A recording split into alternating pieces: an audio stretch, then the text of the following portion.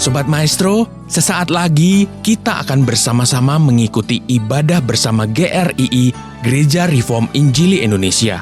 Selamat mendengarkan.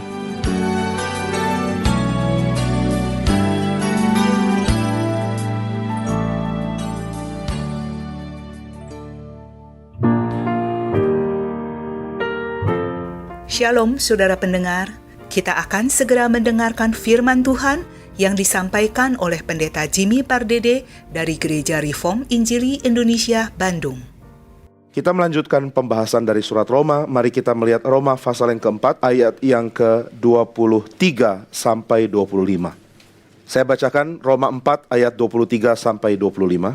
Kata-kata ini, yaitu hal ini diperhitungkan kepadanya, tidak ditulis untuk Abraham saja, tetapi ditulis juga untuk kita, sebab kepada kita pun Allah memperhitungkannya, karena kita percaya kepada Dia yang telah membangkitkan Yesus, Tuhan kita, dari antara orang mati, yaitu Yesus yang diserahkan karena pelanggaran kita, dan dibangkitkan karena pembenaran kita. Mari kita berdoa. Ya Bapa di surga, berikan kami pengertian yang limpah untuk mengerti iman. Iman yang dimiliki oleh Abraham dan iman yang seharusnya kami warisi juga karena kami sudah percaya kepada Allah yang membangkitkan Kristus. Tuhan, kami bersyukur jika kami boleh mendengar firman, dan kami mohon supaya Tuhan perdengarkan firman kepada kami yang akan memberikan iman dan mempertumbuhkannya. Jika kami belum beriman kepada Tuhan, kami mohon hari ini ketika firman disampaikan, kami menjadi beriman karena mendengar firman.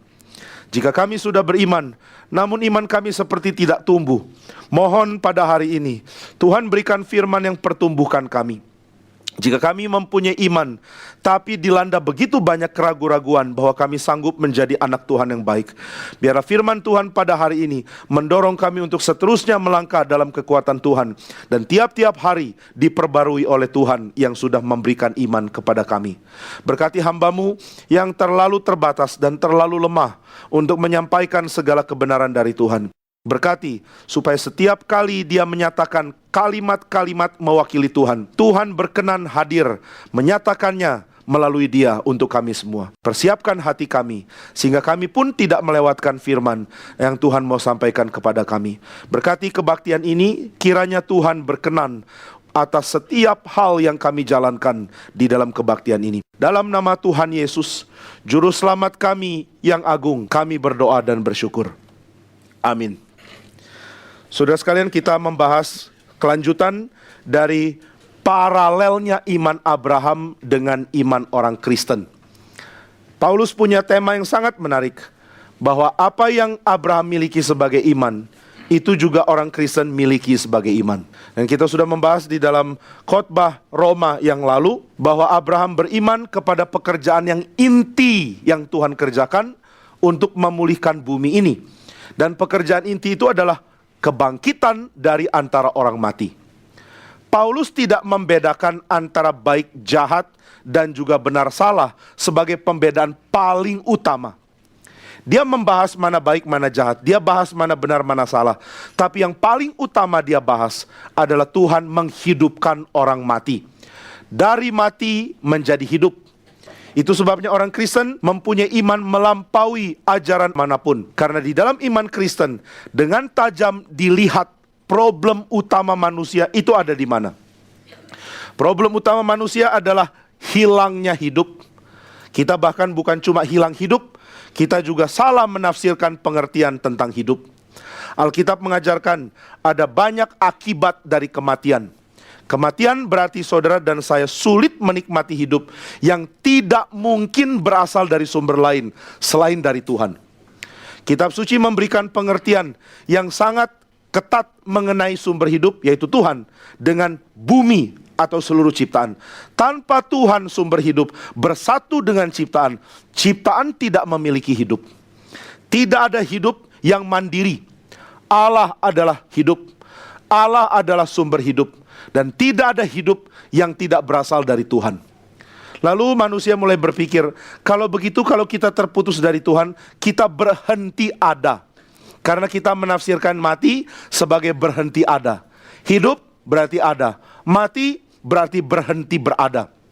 Hidup berarti mempunyai tanda-tanda fisik yang masih berfungsi, masih berjalan. Mati berarti semua hal yang vital dari tubuh sudah berhenti bekerja sehingga saya mati.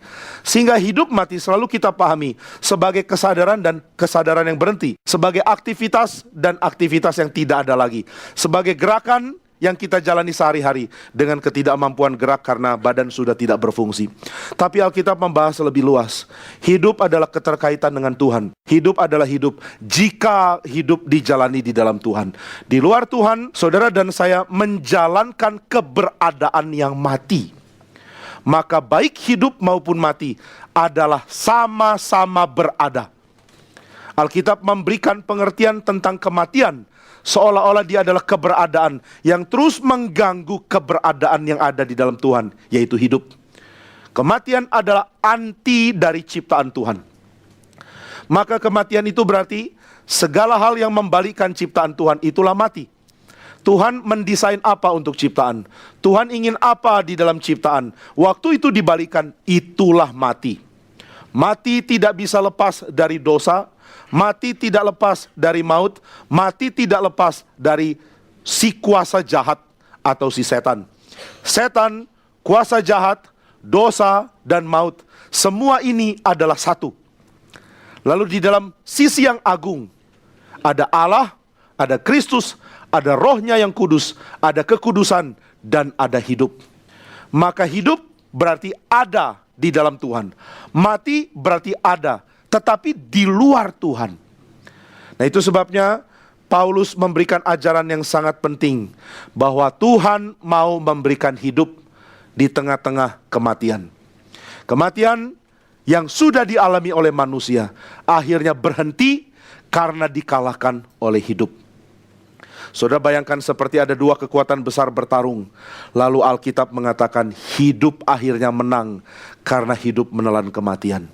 Bagaimana hidup bisa menelan kematian? Melalui Kristus. Bagaimana Kristus menelan kematian? Roma pasal 4 mengatakan melalui kuasa Allah. Kita percaya kepada Allah yang membangkitkan Kristus Tuhan kita dari antara orang mati. Nah, sekarang kita bisa mengerti bahwa keadaan mati secara fisik merupakan titik puncak dari keadaan mati yang memang sudah dialami oleh manusia sejak dia ada di dunia ini. Orang yang hidup tanpa Tuhan sedang hidup menjalankan kematian sampai akhirnya dia mati. Tidak ada hidup yang sungguh-sungguh bermakna kecuali dijalankan di dalam Tuhan. Tidak ada hidup yang tidak mati jika tidak dijalankan di dalam Tuhan. Nah, itu sebabnya banyak hal yang Alkitab bahas tentang kematian diparalelkan dengan keadaan hidup. Abraham misalnya mengalami keadaan seperti mati. Sudah tua dan tidak punya anak, sedangkan Tuhan menjanjikan anak. Ini keadaan seperti mati. Israel dibuang ke pembuangan. Ini keadaan seperti mati. Karena bangsa-bangsa harusnya hidup dengan menjalani kehidupan di tanah masing-masing. Begitu mereka dibuang dan dikuasai bangsa lain, itu seperti mati. Maka di dalam kitab suci, kehidupan yang tidak di dalam Tuhan seperti mati. Saudara, sangat kasihan jika kita yang mengaku Kristen, kita tidak mengerti bagaimana menikmati hidup di dalam Tuhan. Kita tidak tahu apa yang spesial dari hidup di dalam Tuhan, karena kita punya cara pikir yang salah. Kita berpikir bahwa kita sedang menjalani hidup yang normal, lalu Tuhan datang dan kemudian kita menambahkan aspek ketuhanan di dalam hidup kita yang sudah normal. Orang yang berpikir hidupnya baik tanpa Tuhan, dia salah berpikir tentang Tuhan. Tidak ada apapun dari kehidupan kita di luar Tuhan yang layak disebut sebagai hidup. Tuhan tidak pernah desain hidup seperti itu bagi manusia. Andai kita tahu kehidupan berlimpah yang Tuhan mau berikan kepada kita, kita akan sangat sedih mengingat bahwa kita pernah menghabiskan hidup di luar Tuhan. Hidup di luar Tuhan begitu sengsara, menderita, penuh dengan kesulitan, penuh dengan kekosongan. Hidup di dalam Tuhan penuh dengan kelimpahan. Alkitab menjanjikan hal seperti ini, seperti perbedaan antara Israel di Mesir dengan Israel di Kanaan. Israel di Mesir adalah budak. Israel di Kanaan adalah anak Tuhan, ahli waris seluruh tanah itu. Israel di Mesir ditaklukkan oleh penyembah berhala. Israel di tanah Kanaan akan menjadi bangsa yang menyembah Tuhan. Israel di Mesir adalah bangsa yang meminta dari Mesir, lalu Mesir yang memberikan kepada mereka karena mereka berelasi dengan Mesir seperti budak berelasi dengan Tuhan. Sedangkan Israel di tanah Kanaan adalah Israel yang memberi kepada orang-orang asing di tengah mereka yang Tuhan izinkan ada. Beda sekali. Israel di Mesir mati, Israel di Kanaan penuh dengan kehidupan. Saudara, kadang-kadang orang yang mengerti indahnya hidup di dalam Tuhan berusaha bagikan dengan segenap kekuatan supaya orang yang tidak mengerti hal ini tahu di dalam Tuhan jauh lebih baik daripada apapun. Tetapi untuk mengerti hal ini sulit sekali, karena baik saya maupun saudara mungkin sudah ada dalam kekuatan dusta yang besar dari setan, sehingga kita tidak rasa ada perbedaan hidup dan mati waktu kita mengenal Tuhan. Apakah saudara sadar bahwa sebelum kenal Tuhan engkau mati, dan setelah kenal Tuhan kau hidup? Kalau sadar, saya mau tanya, hal apa yang kau sadari bahwa dulu engkau mati dan sekarang kau hidup? Atau jangan-jangan kita cuma mengatakan, dulu saya agak nakal, sekarang saya agak baik. Dulu saya agak jarang ke gereja, sekarang saya agak sering ke gereja. Dulu saya terlalu sering gelisah, sekarang saya agak tenang. Dulu saya tidak bisa nyanyi lagu-lagu yang menyenangkan hati, sekarang sudah lumayan banyak lagu yang saya tahu. Tapi saudara, tidak ada penjelasan tentang hidup dan mati. Tidak ada penjelasan yang mengatakan dulu sebelum kenal Tuhan, saya mengalami hidup yang tidak pernah mau saya alami lagi satu hari pun. Saya tidak mau seperti dulu lagi. Kalau saya harus kembali ke dalam keadaan seperti dulu, saya lebih suka mati daripada itu. Billy Graham pernah doakan ini, Tuhan, kau sudah pakai saya menjadi hamba-Mu. Tolong, jangan biarkan saya mengalami hidup yang dibuang Tuhan. Tolong, sebelum Tuhan buang saya, kalau memang Tuhan mau buang saya, matikan saya, sehingga saya sudah mati sebelum Tuhan harus biarkan saya menjadi sama seperti orang dunia ini lagi. Saudara, hidup dan mati itu beda sekali. Di dalam Tuhan ada hidup, di luar Tuhan mati. Tetapi hidup yang seperti apa yang kita pilih jalani, dan mati seperti apa yang sebenarnya kita sudah jalani, kadang-kadang kita tidak tahu dan tidak sadar. Kita hanya mengikuti kisah yang lebih dulu ada sebelum kita. Nah, ini problem yang besar. Kisah yang sudah lebih dulu ada, itu yang kita turuti. Kisah orang tua kita, kisah sukses yang kita lihat, atau kisah-kisah yang lain. Kita tidak lihat ada kisah baru yang masuk ke dalam kisah yang ada di dunia ini. Tapi saudara sekalian, Tuhan punya rencana yang lain. Tuhan memberikan Kristus ke dalam dunia, supaya siapa percaya kepada Kristus, dia akan masuk ke dalam setiap aspek hidup yang Tuhan mau berikan hidup. Saudara, ini gambaran yang indah sekali. Bayangkan ada satu dunia yang begitu indah yang Tuhan ciptakan, menjadi rusak karena mati masuk ke dalamnya. Ini yang Paulus katakan di dalam Roma 5. Maut sudah datang, dan setelah itu maut membuat semua menjadi rusak. Maut membuat semua jadi kacau. Tapi pikir baik-baik, apakah Tuhan mau dunia seperti ini? Tidak. Tuhan mendesain dunia yang begitu indah karena hidup akan masuk ke dalamnya dan memberikan kehidupan di mana-mana. Ada banyak gambaran tentang keadaan-keadaan rusak seperti hutan yang gelap dan kelam, kemudian berubah menjadi taman yang indah, yang penuh dengan keindahan. Saudara, gambaran ini gambaran yang jelas sekali dibagikan oleh Alkitab. Sebelum Tuhan masuk memberikan keselamatan, dunia dikuasai oleh setan dan kuasa kematian. Semua orang sudah dalam kuasa kematian. Ketika kita hidup dengan angkuh, kuasa kematian sedang mengikuti kita. Ketika kita hidup dengan penuh hawa nafsu, kuasa kematian sedang mengikuti kita. Ketika kita menyembah berhala, kuasa kematian sedang mengikuti kita. Ketika kita tidak kenal Tuhan kita, kuasa kematian sedang mengikuti kita. Dan kuasa kematian itu menjadi kuasa yang membatalkan setiap rencana baik dari Tuhan di setiap aspek hidup. Bayangkan, orang yang tidak kenal Tuhan merusak segala sesuatu karena dia hidup di dalam kematiannya. Orang yang tidak kenal Tuhan tidak sadar kalau dia mati, karena yang dia tahu adalah hidup merupakan hidup seperti yang dia jalani, sebab dia warisi dari kisah hidup yang dijalani oleh pendahulunya. Saudara, orang tua saudara hidup dan kita hidup mengikuti mereka. Orang-orang sebelum kita hidup dan kita ambil alih tradisi mereka. Kita terus ambil alih kisah yang dijalani orang, lalu kita mau menghidupi kisah tersebut. Tapi Tuhan mengingatkan, ada kisah yang Tuhan pisahkan dari seluruh kisah sejarah, yaitu kisah relasi antara Tuhan dan umat yang nanti akan memuncak pada Kristus. Itu sebabnya di dalam pendidikan anak bagi orang Yahudi, Tuhan memerintahkan orang tua untuk didik anak dengan mengajar mereka berulang-ulang. Hal apa yang biasa diajar? Kadang-kadang kita lupa bahwa orang Yahudi sering mengajar anak dengan cerita. Cerita apa? Cerita Israel keluar dari Mesir, cerita mereka dipimpin Tuhan di padang gurun, cerita mereka masuk ke tanah Kanaan, cerita yang indah yang terjadi pada zaman yang lalu. Saudara, apakah cerita ini historis? Iya. Maka nenek moyang Israel harus menjadi cerita yang dihidupi kembali oleh keturunannya. Mereka menjalankan sesuatu yang harus dijalankan juga oleh orang-orang setelah mereka. Nah, itu sebabnya ketika saudara mau mengerti apa itu hidup, saudara harus ambil cerita yang lain dengan cerita yang saudara jalani sekarang. Yang sekarang saya jalani adalah cerita mati. Kenapa cerita mati? Karena saya tidak tahu kenapa saya jalani hidup yang sekarang saya jalani. Berapa banyak orang seperti ini? Kerja setiap hari tanpa tahu kenapa harus kerja. Selain fakta bahwa dia terpaksa harus lakukan oleh sebab dia perlu penghidupan. Saudara, ketika saudara mati-matian harus kerja tanpa tahu kenapa harus kerja, saudara sedang lupa menikmati hidup. Karena sesungguhnya menikmati hidup tidak bisa dilakukan dengan keterdesakan harus kerja. Saudara, kalau tanya saya, Bapak punya jadwal demikian padat, apakah Bapak terpaksa melakukannya? Saya akan jawab tidak. Saya akan tambah jadwal saya dengan kepadatan yang lebih kalau perlu. Kenapa lakukan itu? Karena saya penuh sukacita melakukannya.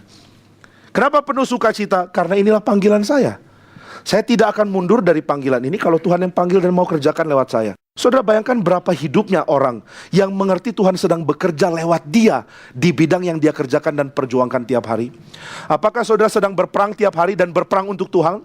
Atau saudara sedang menjalani hidup netral? Gak ada netral, tapi kita berpikir kita sedang hidup netral di dalam dunia yang mati, yang kita tidak sadar sebenarnya sedang mati. Berhenti hidup mati. Kenapa mati dinikmati? Saudara menikmati mati, tapi tidak sadar menikmati mati. Waktu ditawarkan hidup, engkau tidak mau. Karena engkau berpikir mati itu hidup, dan hidup itu mati. Yang ditawarkan Kristus itu mati. Saya tidak mau hidup mirip Kristus. Hidup mengorbankan diri, hidup mengabaikan diri. Bagi saya hidup seperti itu ya mati. Tapi saya menikmati yang saya hidupi sekarang. Tapi engkau bilang hidup saya mati. Yang mana mati, mana hidup? Bagi saya hidup Yesus itu mati. Bagi saya hidup saya itu hidup. Tapi engkau bilang hidup saya mati. Itu sebabnya Tuhan Yesus mengatakan, siapa yang mempertahankan hidup, dia akan mati. Siapa yang melepas hidupnya, dia akan peroleh hidup. Kenapa melepas hidup memperoleh hidup? Karena hidup yang saudara lepas itu sebenarnya mati. Mati menyamar jadi hidup. Waktu saudara tanya, siapa engkau? Dia bilang, aku hidup. Lalu saudara tanya, kenapa ada tulisan mati di dahi? Ini salah cetak. Jangan-jangan engkau sebenarnya mati. Enggak, aku hidup. Lalu saudara tertipu dan saudara peluk. Oke, hidup. Mari ikut saya. Kenapa engkau gelap ya? Oh, ini memang tren baru. Hidup memang gelap akhir-akhir ini. Jadi ya tren barulah. Lalu kenapa enggak ada ketuhanan sama sekali di dalam engkau? Kenapa tidak ada kegairahan mendekat ke Kristus sama sekali? Memang tren dunia sekarang begitu.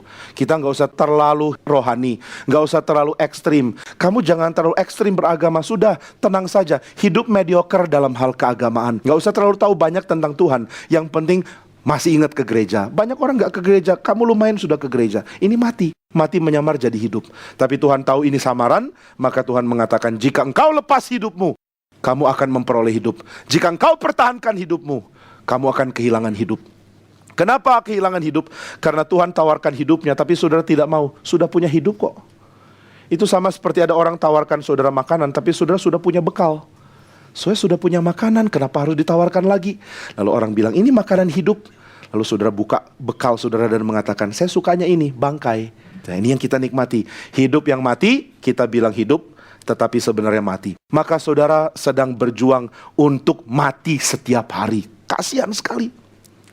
Engkau pergi kerja atau pergi kuliah dengan langkah sangat berat karena engkau tidak tahu apa yang engkau perjuangkan di situ. Engkau mati-matian kerja atau belajar atau kuliah dari pagi sampai sore, kadang sampai malam, tanpa tahu apa yang sebenarnya engkau perjuangkan di situ. Lalu karena engkau tidak mau hidupmu kosong, engkau mulai capai nilai-nilai yang dari dulu sudah dipercaya oleh dunia. Worldly value adalah penghiburanmu satu-satunya. Engkau terhibur karena toh dalam pekerjaan saya dapat uang banyak. Toh dalam pekerjaan saya dapat menghidupi keluarga. Toh dalam pekerjaan saya bisa memberikan persembahan untuk gereja. Lalu saudara jalani pekerjaan yang kosong itu, dapat penghiburan dari uang, lalu sedikit mendapatkan penghiburan karena saudara lumayan saleh, sebab saudara sudah mengambil 1 atau 2 bagian pelayanan di gereja. Saya ambil pelayanan kok, saya penginjilan. Oh, saya rajin penginjilan, tiap minggu ada waktu untuk penginjilan. Saudara, saya nggak ngerti ya, orang kalau banggakan penginjilan, terus membanggakan saya sudah injili ini. Kesombongan rohani yang muncul dalam dirinya itu nggak diketahui. Orang yang rohani kerdil merasa besar karena prestasi yang dia sendiri ukur. Heran. Saudara tanya ukuran Tuhan, apakah Tuhan senang akan hidup saya? Sebelum saudara dapat jawaban yang meyakinkan dari Tuhan bahwa yang saudara kerjakan mirip dengan Kristus, baru saudara bisa tenang. Tapi sebelum jawaban itu datang, jangan tenang dulu. Biarlah kita sadar bahwa kita sedang hidup dalam kematian. Tiap-tiap hari kita berjuang untuk mati, dan itu bodoh luar biasa.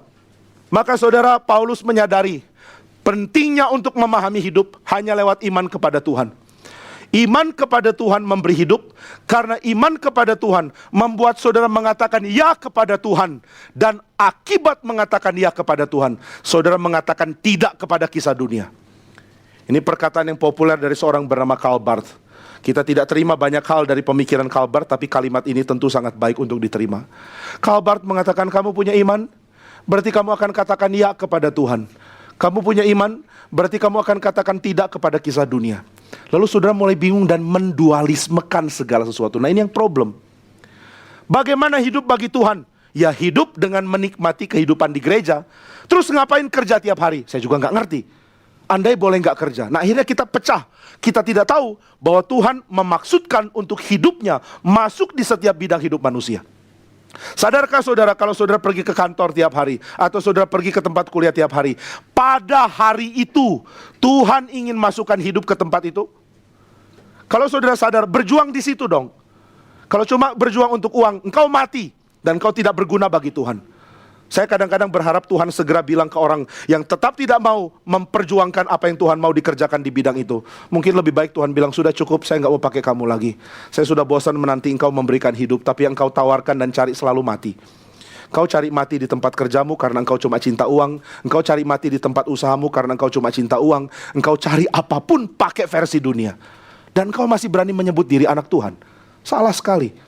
Nah, maka Paulus mengajarkan ada iman. Iman itu apa? Iman berarti mengatakan iya kepada Tuhan. Tuhan menyatakan apa tentang hidup? Saya mau bilang iya. Dan Tuhan memberikan hidup melalui Kristus yang menunjukkan bagaimana Allah berkuasa memberikan pengharapan di tengah-tengah keadaan yang tidak mampu kita perjuangkan. Kristus datang ke dalam dunia, dan apa yang dia lakukan? Dia memberikan hidup dengan cara yang tidak pernah sekalipun berlawanan dengan kehendak Tuhan, tapi yang sering kali berlawanan dengan apa yang jadi kebiasaan orang di dalam tradisi Israel. Kadang-kadang gereja Tuhan menghambat orang yang cinta Tuhan karena sudah punya tradisi pengukuran rohani, dan itu bahaya sekali. Tradisi pengukuran rohani yang dimaksud itu apa? Maksudnya adalah kita mewarisi segalanya dari Tuhan tanpa kita kembali ke Alkitab. Saya sedih ketika membagikan banyak hal dari Alkitab, dan banyak orang termasuk di dalam GRI sendiri yang kaget dengan pesan yang saya bagikan. Kenapa pesanku begitu mengejutkan? Cari di Alkitab dan kau akan sadar apa yang saya katakan adalah dari kitab suci. Tapi ketika orang mendengarkan kalimat-kalimat dari kitab suci, mereka merasa asing karena mereka jarang dengar apa yang kitab suci katakan. Terlalu sering dengar apa yang tradisi dan gereja sekitar biasakan untuk didengarkan. Nah, sehingga orang mulai mengukur kerohanian dengan teknik-teknik kerohanian atau cara-cara kerohanian yang sebenarnya sangat dibenci oleh Tuhan. Kita mulai membedakan mana orang penting di gereja dan mana orang tidak. Akhirnya kita luput melihat siapa yang Tuhan mau pakai dan siapa yang Tuhan sebenarnya tidak pedulikan. Saya terus bergumul dan berdoa supaya Tuhan bangkitkan orang yang memang Tuhan mau pakai untuk berbagian di gereja ini. Supaya kita tidak menjadi salah.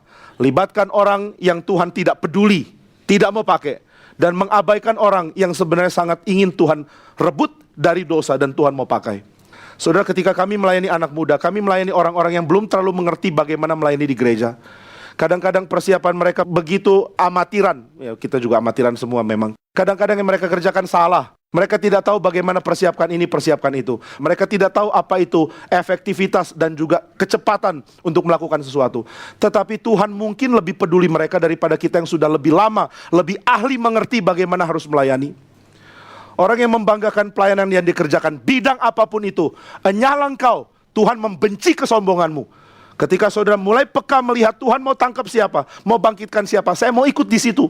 Kalau Tuhan mau panggil orang berdosa untuk kembali kepada Tuhan, biar saya jadi orang yang melihat dan mencintai pekerjaan Tuhan lewat orang itu.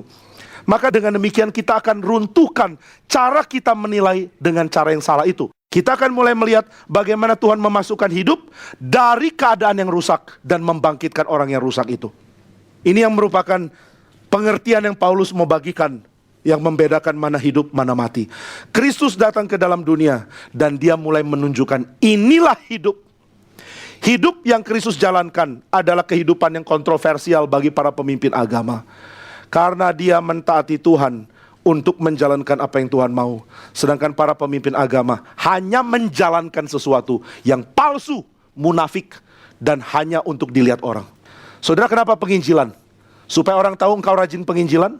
Celakalah kamu. Kenapa engkau rajin melayani di gereja? Supaya orang tahu engkau rajin melayani di gereja? Celakalah kamu. Kenapa engkau tidak cinta Tuhan dan membiarkan Tuhan menilai hidupmu? Biar Tuhan nilai saya, dan kalau nilai Tuhan jelek, ampuni saya. Saya tidak mau pakai standar yang umum di gereja untuk menilai orang. Saya mau lihat orang yang hatinya hancur di hadapan Tuhan. Itu orang yang Tuhan kasihi. Bukan orang yang bertepuk dada dan mengatakan, lihat saya tidak pernah lalai menjalankan pekerjaan Tuhan. Siapa yang gak pernah lalai? Saudara harus bandingkan diri dengan orang Farisi. Orang Farisi tidak pernah lalai. Dikatakan mereka bisa pergi ke pulau yang jauh untuk jangkau satu orang. Mereka begitu rajin. Tapi Tuhan mengatakan, celakalah kamu. Kenapa Tuhan bilang celaka ke orang yang rajin PI kayak begini? Karena hati mereka jauh dari Tuhan. Hati yang busuk lebih Tuhan benci daripada tindakan yang kelihatan seperti tidak berbuah. Nah, maka Tuhan Yesus menjalankan hidup yang baik, penuh dengan kemuliaan Tuhan. Tapi orang berhati busuk tidak lihat dia. Orang berhati busuk membenci hidup, karena hidup itu akan menggoncang hidup dia yang sebenarnya mati. Saudara, orang seperti Yohanes Pembaptis, seperti Tuhan Yesus, selalu goncang orang-orang yang sudah mapan. Kami sudah nikmat dengan hidup kami, kenapa goyang? Kenapa goncang kembali? Salah satu hal yang membuat pelayanan kepada kaum muda itu berhasil, karena anak muda digoncang, mereka dengan senang terima goncangan. Kalau saya katakan kepada anak muda, ganti gaya hidupmu, mereka bilang, oke, saya juga belum terlalu punya kemapanan di hidup saya sekarang. Kalau saya tantang mereka untuk berani lakukan sesuatu yang beda dengan yang mereka lakukan sebelumnya, mereka tidak terlalu keberatan, karena mereka belum punya pola untuk menjalankan hidup dengan cara yang mapan. Kalau saya bilang ke Denny misalnya, Denny, mulai besok kamu jalankan hidup beda dengan yang kemarin kamu jalankan. Beranikah kamu? Denny bilang, ya agak takut tapi oke lah. Tapi kalau saya ngomong ke Denny sudah umur 55 atau 60, Denny 60, rubah cara hidupmu. Langsung mulai pikir, karirku gimana? Aku punya tanah di 4 tempat yang beda. Aku punya uang di bank, nolnya aja saya sudah lupa ada berapa. Aku punya mobil 8. Aku punya anak sudah mau sukses. Aku punya karir begini. Engkau suruh rubah, saya nggak mau rubah. Makanya pelayanan ke anak muda itu mengharukan para hamba Tuhan. Karena suruh berubah, mereka berubah. Suruh orang tua berubah, pura-pura berubah. Ya, nggih. Gimana khotbahnya? Bagus. Apa yang dikatakan oleh pengkhotbah? Rubah hidup. Lu sudah rubah? Ya enggak. Tapi khotbahnya bagus. Saya salami pendetanya dengan bilang, hari ini khotbahnya lebih bagus dari biasanya. Karena suruh saya rubah hidup. Puji Tuhan. Sudah rubah? Ya nantilah Pak. Kapan? Nanti umur 80 atau 90. Rubah hidup. Yaitu apa? Dari dunia ini ke surga. Gitu. Rubah hidup. Ya sudah mati. Maka saudara sekalian, yang mapan sulit dirubah. Orang Farisi sudah punya sistem yang sulit dirubah. Tapi yang Tuhan mau katakan adalah sistem itu mati. Kenapa dipertahankan? Apa sih sistem mati itu? Bapak terus bilang mati, mati, mati. Kalau saya mati dalam hal apa? Saya mau beritahu satu hal. Jika saudara kerjakan apapun tanpa gairah dan kecintaan kepada Tuhan, itu mati. Saya melayani, saya khotbah KKR regional. Jika engkau tidak lakukan karena kecintaan kepada Tuhan, itu pun mati. Kenapa lakukan hal-hal mati? Kenapa tidak mau mundur dulu lalu berlutut dan mengatakan, Tuhan, saya mati, hidupkanlah saya. Tapi saya mapan kok, saya punya keluarga yang baik, saya punya karir yang baik. Saya beritahu itu juga mati jika di dalamnya tidak ada kerinduan untuk berperang menyatakan kemuliaan nama Tuhan, supaya orang dapat kembali ke Tuhan. Dan berperang untuk kemuliaan nama Tuhan supaya orang kembali kepada Tuhan, itu pun mati jika tidak dilakukan dengan dorongan cinta kepada Tuhan. Apa sih yang paling penting dalam hidup kita? Yang paling penting dalam hidup kita adalah menjadi hidup di dalam Tuhan. Tuhan mau tawarkan dirinya supaya saudara hidup. Karena Tuhan tahu engkau sedang mati. Tapi tawaran ini selalu dihina karena selalu akan melibatkan goncangan yang besar dari hidup. Kalau saudara tahu Tuhan mau saudara lakukan sesuatu, beranikah saudara lakukan? Meskipun itu berarti kehilangan apa yang penting yang saudara sudah percayai dan pegang sebelumnya. Ini yang orang Farisi tidak pernah berani lakukan. Kenapa mereka tidak berani lakukan? Karena mereka sudah menyembah diri. Diriku sudah aman. Yang tinggal dipoles adalah pandangan orang terhadap kami. Kalau kami ingin kelihatan rohani, kami akan tindakan rohani dimunculkan. Jadi kami sudah aman dengan keadaan kami. Yesus langsung punya satu kata untuk mereka. Munafik. Orang-orang munafik, celakalah. Kenapa celaka? Karena engkau tidak diperkenan oleh Tuhan. Engkau diperkenan oleh banyak orang oleh karena prestasi rohanimu. Tapi Tuhan menghina kamu. Nah maka saudara sekalian, mati adalah hal yang disenangi oleh dunia. Kristus datang dan Kristus menunjukkan kamu sedang mati. Lalu orang-orang semua lihat Yesus dan mengatakan, oke, kamu sangat pintar ya. Sok pintar kamu, lebih pintar dari kami. Bilang kami mati, bilang celaka segala. Sekarang tunjukkan kepada kami, hidup itu seperti apa? Lalu Yesus mengatakan, lihat saya. Orang Farisi lihat lalu hina. Apa lihat kamu? Kamu tinggal di mana? Ya kadang di situ, kadang di sini, kadang nginep di taman. Kamu nggak punya rumah? Ya belum, nggak. Rumahku di atas sana. Aku datang dari atas, datang ke bawah. Nggak mungkin. Kamu kan orang Nazaret. Lalu pelayananmu. Kamu pelayanan model apa sih? Kamu imam atau bukan? Yesus bukan imam, dia keturunan Yehuda. Tapi sebenarnya Allah mengangkat dia menjadi imam lebih penting dari semua orang Lewi. Nggak ada orang yang sadar. Lalu mereka tanya, siapa kamu? Apa yang kau sudah lakukan? Engkau punya kelas, punya level dan punya kelompok beda dengan kami. Yesus juga kurang pintar berstrategi ya. Pilih murid kok nelayan. Pilih murid mantan pemungut cukai. Pilih murid mantan pemimpin orang zelot. Aduh, mungkin kita perlu ajarkan manajemen gereja sedikit. Tuhan kalau mau gerakanmu diakui, ya pilih orang-orang yang memang sudah diakui di masyarakat. Tapi Tuhan pilih Simon. Lalu ajak Yakobus, kemudian Andreas. Ditanya, siapa mereka? Mereka ini adalah murid-muridku. Lihat CV-nya, baca CV-nya. Simon, umur 10-15, pernah menangkap 15 ikan. Umur 20 sudah menjadi nelayan tetap. Umur 25 bekerja di papanya Yohanes.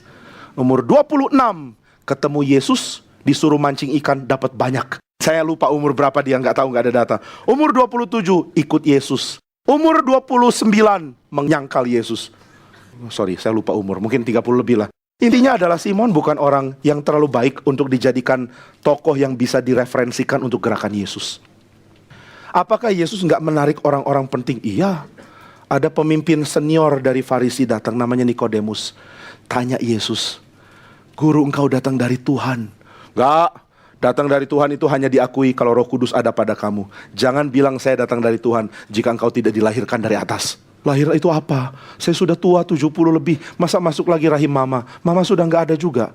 Gimana lahir lagi? Kamu lahir dari bawah, kamu milik bumi. Lahir dari atas, kamu milik surga. Gimana caranya? Engkau pengajar Israel nggak mengerti hal ini? Iya, di kelas nggak ambil SKS ini. Lalu Yesus mengatakan, yang lahir dari roh adalah roh. Saudara, Nikodemus mau dengar Yesus. Apakah Yesus langsung ngomong, namamu siapa tadi? Nikodemus, guru. Oh, engkau guru seniornya Farisi ya? Iya, guru. Kok panggil saya guru? Sebab engkau memang guru-guru. Oh, good. Kamu jadi murid saya mau nggak? Boleh, guru. Nah, nanti di iklan brosur saya tulis namamu ya. Boleh ya, Nikodemus? Boleh. Maka Yesus bikin seminar. Bagaimana memberi makan 5.000 orang. Bintang tamu, Nikodemus, gitu kan. Akhirnya orang Yahudi pasti akan akui dia. Tapi itu tidak dilakukan. Yesus tidak ajak Nikodemus, ayo ikut saya, kita mau pergi ke tempat ini. Ayo ikut saya, tinggalkan pekerjaanmu. Tidak. Nikodemus tidak dimasukkan ke dalam kelompok ini. Maka orang melihat Yesus lalu merasa heran. Siapa orang ini? Apa yang dia tawarkan? Dan yang lebih heran lagi adalah puncak pekerjaannya di dalam hidup adalah mati di atas kayu salib. Waktu Yesus menunjukkan bahwa kematian dia adalah puncak pekerjaannya, semua orang kehilangan iman. Gak ada lagi yang mau percaya dia. Engkau terus bilang kami mati, engkau sendiri yang mati. Engkau terus bilang hidup kami kosong, engkau sendiri yang mati di atas kayu salib. Engkau yang terus bilang hidup kami salah, engkau sendiri yang dihukum sebagai penjahat. Kalau begini caranya, bagaimana kami bisa percaya engkau membawa hidup dan kami membawa kematian? Tapi saudara, kepercayaan kepada Yesus akhirnya tumbuh karena Yesus bangkit. Kebangkitan Yesus menunjukkan cara dia adalah cara hidup. Saudara tidak bisa punya cara hidup selain saudara beriman kepada Kristus yang rela mati untuk cara hidup itu. Adakah hal yang kita perjuangkan sampai rela mati demi Tuhan? Jika kita perjuangkan hal itu sampai rela mati demi Tuhan, maka kita tahu kita sedang beriman kepada Tuhan. Iman Kristen bukan iman sembarangan yang boleh dipeluk dengan simpel, dengan santai. Iman Kristen adalah iman yang mengetahui, saya percaya sesuatu melampaui kematian. Saya percaya Yesus dengan kengototan yang melampaui mempertahankan hidup saya sendiri. Iman adalah mengganti apa yang paling penting dari hidup saya, sehingga hidup saya menjadi second dibandingkan dengan apa yang saya anggap sebagai paling penting setelah itu. Ketika Abraham mengatakan saya beriman kepada Tuhan, berarti dia menganggap Tuhan lebih penting dari hidupnya. Bahkan Tuhan lebih penting dari hidup anaknya.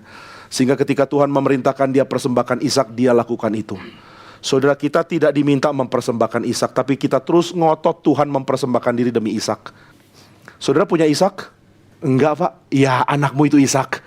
Saya enggak nama Ishak. Ya, ini contoh gitu ya. Saudara punya anak ya? Oke, punya. Pernahkah Tuhan suruh saudara persembahkan anak? Enggak sih. Tapi saudara selalu suruh Tuhan persembahkan Tuhan untuk anak. Demi anakku, kau harus berkorban Tuhan. Demi anakku, gereja harus berkorban. Anakku itu paling penting. Kalau anakku diganggu, saya marah. Gereja ada untuk anakku, pendeta ada untuk anakku. Lalu orang menjadi begitu kacau rohaninya karena menempatkan yang paling penting menjadi yang bawah, dan menempatkan yang bawah jadi paling penting. Abraham tidak begitu. Abraham punya Ishak, dan Tuhan bilang persembahkan Ishak, dan Abraham bilang oke Tuhan. Nah, maka saudara sekalian, kitab suci memberikan pengajaran tentang iman. Apa itu iman? Iman itu berarti melihat bahwa hidup yang sejati Tuhan berikan, dan untuk dapat itu, hidup yang lama rela saya lepas, karena hidup yang lama itu mati. Sangat absurd kalau saya menolak ada orang mau memberikan kepada saya Mercy model terbaru dengan syarat melepaskan Xenia saya. Ini saya bukan iklankan Mercy lalu menghina Xenia ya. Ini cuma logical thinking aja. Lalu saya ngotot mati-matian mengatakan, tidak, saya tidak akan lepas mobil ini. Oke lah, ini mobil mungkin memang jangan dilepas. Oke, contoh yang buruk, ganti Arloji. Nah itu lebih mungkin ya. Saya pakai Arloji Casio, harganya 200.000. Ini Arloji dilindas tank pun gak apa-apa, karena tinggal beli lagi baru 200.000 doang. Lalu ada satu orang mengatakan, saya mempunyai sebuah Breguet, jam dari Prancis yang kemudian pindah ke Swiss. Ini jam yang dipakai Napoleon. Napoleon dulu pakai pocket watch, mesti Breguet. Lalu merek yang terkenal ini bikin banyak komplikasi yang luar biasa mahal. Mereka bikin ada yang namanya tourbillon, dengan lingkaran yang sampai bentuknya seperti bola. Ini rumitnya bukan main, dan harganya levelnya itu adalah puluhan miliar. Ini harganya bukan 200.000 perak. Ini levelnya puluhan miliar rupiah, atau mungkin ratusan miliar. Nah, jam semahal itu mau diberikan kepada Jimmy Pardede. Ini ada model dari Breguet. Wow, that's good. Sini saya boleh deh lepaskan jamu. Yang mana? Yang Casio. Yang 200.000 ini? No. Ini 200.000. Iya. Ini 100 miliar. Iya, tapi ini 200.000. Ini 100 miliar. Gak bisa, ini saya cintai. Saya mau itu, tapi ini lebih penting. Ya sudah, saya ambil sedikit itu untuk menghias ini. Tolong preteli, ambil part-partnya, lalu saya tempel di jam saya. Tolong buka kacanya, taruh di atas kaca jam saya. Lalu ambil mesinnya sedikit, lalu masukkan ke sini sedikit. Kamu mau merusak jam 100 miliar untuk ditempel-tempel di jamu? Iya. Saudara tahu nggak? Saudara mau mempreteli kekristenan lalu tempel-tempel di hidup saudara. Lucu ya? Mempreteli Kristus lalu tempel-tempel di hidup saudara. Saya punya kerjaan ini Tuhan. Kira-kira apa dari Kristus yang berguna untuk kerjaan saya? Saya punya keluarga seperti ini. Kira-kira apa dari Kristus yang bisa saya preteli untuk tolong saya bimbing anak? Kira-kira apa dari Kristus yang berguna untuk saya dapat pacar? Karena pacar saya adalah Casio, sedangkan Yesus adalah Breguet, gitu kan? Nah, sehingga kehidupan kita terus kacau karena kita tidak tahu mana yang bernilai, mana yang tidak. Tapi Yesus mengatakan, lepas yang kamu pikir bernilai karena itu mati. Dan inilah orang beriman. Beriman berarti lihat hidup itu dari Tuhan, bukan apa yang saya alami. Dan saya rela tinggalkan yang saya alami sekarang jika Tuhan mau, karena hidup berasal dari Tuhan. Itu iman Abraham. Sekarang karena imannya Abraham dinyatakan benar. Saudara, ini panggilan pernyataan yang indah sekali. Dinyatakan benar adalah sesuatu yang luar biasa penting di perjanjian lama. Abraham adalah orang benar. Sebelumnya dikatakan banyak tokoh-tokoh sebagai orang saleh. Ayub adalah orang saleh. Banyak orang-orang yang jadi nabi dikatakan sebagai orang yang saleh. Tapi untuk disebut benar itu luar biasa tinggi. Saudara bisa jalankan hidup yang saleh, tapi saudara tidak mungkin mempunyai sifat Tuhan yang sempurna ada dalam diri saudara. Tapi Abraham bukan cuma dibilang saleh, Abraham dibenarkan oleh Tuhan. Maka Abraham pun percaya kepada Tuhan, dan Tuhan memberikan kepada dia, memperhitungkan iman itu sebagai kebenaran. Abraham menjadi orang yang righteous, yang benar. Benar berarti ketika Tuhan lihat, Tuhan melihat ada kehidupan yang menyenangkan. Bagaimana orang bisa mempunyai kehidupan yang menyenangkan bagi Tuhan? Karena kehidupan dia satu dengan kehidupan Tuhan. Abraham adalah orang benar, dan menjadi benar di dalam kasus Abraham bukan karena dia berprestasi melakukan sesuatu. Menjadi benar dalam kasus Abraham adalah karena dia mempunyai iman kepada Tuhan. Itu saja. Dia beriman kepada Tuhan. Dia bukan orang yang layak disebut benar. Dia banyak salah. Dia banyak tidak mengerti. Dia bodoh. Dia salah langkah. Dia pergi ke Mesir. Dia penakut. Dia punya begitu banyak hal yang lemah yang mencegah dia untuk jadi orang benar. Tapi Alkitab memberikan tekanan di dalam pasal 15 bahwa Abraham benar oleh sebab Tuhan perhitungkan dia benar. Mengapa dia benar? Karena dia punya iman. Saudara, iman itu bukan prestasi. Tapi mungkin saudara tanya, bukankah rela meninggalkan hidup demi Tuhan itu prestasi yang besar? Saya belum rela lakukan itu. Kenapa Abraham rela tapi dianggap bukan berprestasi? Karena kerelaan Abraham adalah kerelaan yang sewajarnya. Kalau saudara tahu betapa agungnya Tuhan, saudara tidak akan kesulitan tinggalkan hidup saudara. Kalau saya tahu nilainya Breguet tadi, saya tidak akan kesulitan meninggalkan Casio. Karena kita belum tahu apa yang Tuhan mau tawarkan, maka kita terus pegang hidup kita yang lama. Dan kita terus menerus ditipu olehnya. Maka saudara, Abraham tidak punya prestasi. Beriman bukan prestasi. Beriman berarti kesadaran bahwa Tuhan jauh lebih indah, dan saya akan lakukan apapun untuk menikmati keindahan itu. Adakah disebut prestasi kalau saya memberikan 1 juta untuk orang yang ke rumah saya nanti jam 5, dan saudara benar-benar ke rumah saya? Ya, saya nggak akan kasih juga sih memang. Umpama saya mengatakan di atas itu kebetulan ada sekoper uang nilainya 2 miliar. Saya akan berikan ke orang yang jam 12 malam datang ke rumah saya. Kira-kira saudara akan datang nggak untuk 12 miliar? Saudara bilang, mau. Maka saudara datang malam-malam, saudara ambil 12 miliar dan saudara pulang. Lalu orang tanya, apa yang kamu lakukan kok malam-malam pergi keluar rumah? Ini saya ambil 12 miliar. Oh, andai saya tahu, saya juga pergi jam 12 malam. Jadi pergi jam 12 malam untuk mendapatkan 12 miliar, itu bukan prestasi. Nggak ada orang akan catat itu di CV-nya. Aku adalah orang yang rela bangun jam 12 malam demi dapat 12 miliar. Semua orang bilang saya juga rela kok. Abraham bukan orang berprestasi, Abraham orang beriman. Iman bukan prestasi, iman adalah kesadaran mana penting mana tidak. Nah, maka Tuhan membenarkan Abraham bukan karena dia berprestasi, tapi karena dia beriman. Dan Paulus mengatakan ini yang pentingnya. Paulus mengatakan kalimat ini, Tuhan juga perhitungkan itu kepada kita. Saudara pun sama. Waktu saudara percaya kepada Allah, saudara diperhitungkan sebagai orang benar. Nah, sekarang pertanyaan saya adalah, apakah saudara beriman sama seperti Abraham? Mungkin tidak loh. Kita belum berani melangkah seperti Abraham. Tapi Tuhan memberikan kalimat yang memberikan penghiburan. Engkau dibenarkan Tuhan bukan karena engkau sudah siap meninggalkan hidupmu yang lama lalu mengikuti Tuhan. Engkau dibenarkan oleh Tuhan karena engkau percaya Yesus meninggalkan hidupnya demi mentaati Tuhan. Ini jelas ya di dalam pasal yang keempat ayat 24. Karena kita percaya kepada Dia, yaitu Allah, yang telah membangkitkan Yesus Tuhan kita dari antara orang mati. Siapa yang saudara percaya? Allah.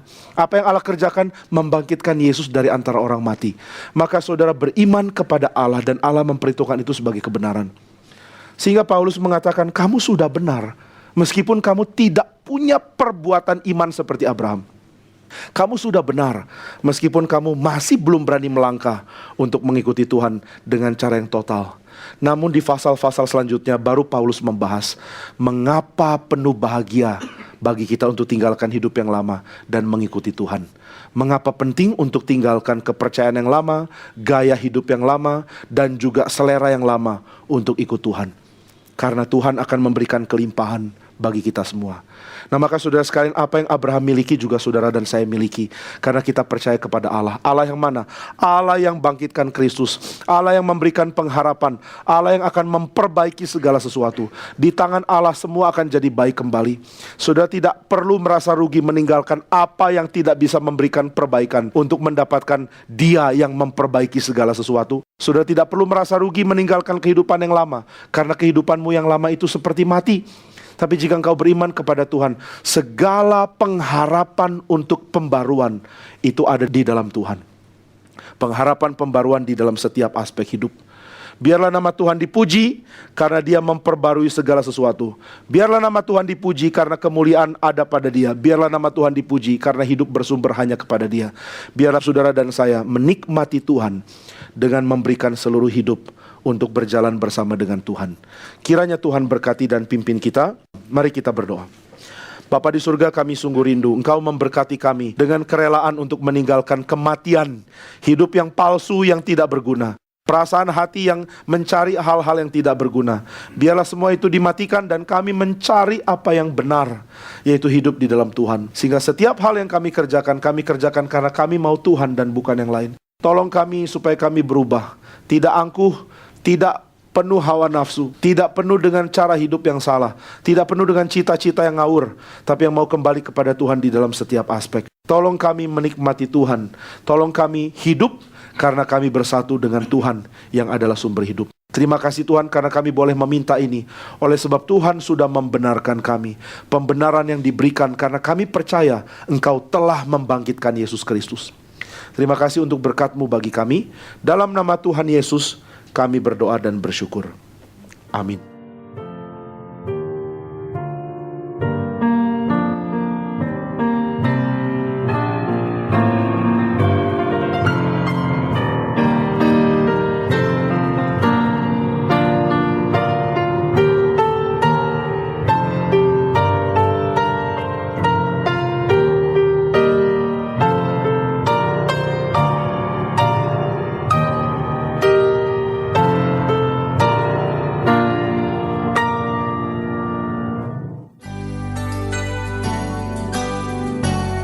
Sobat Maestro, Anda baru saja mengikuti ibadah bersama GRII, Gereja Reform Injili Indonesia. Terima kasih untuk kebersamaan Anda. Selamat hari Minggu, dan Tuhan Yesus memberkati.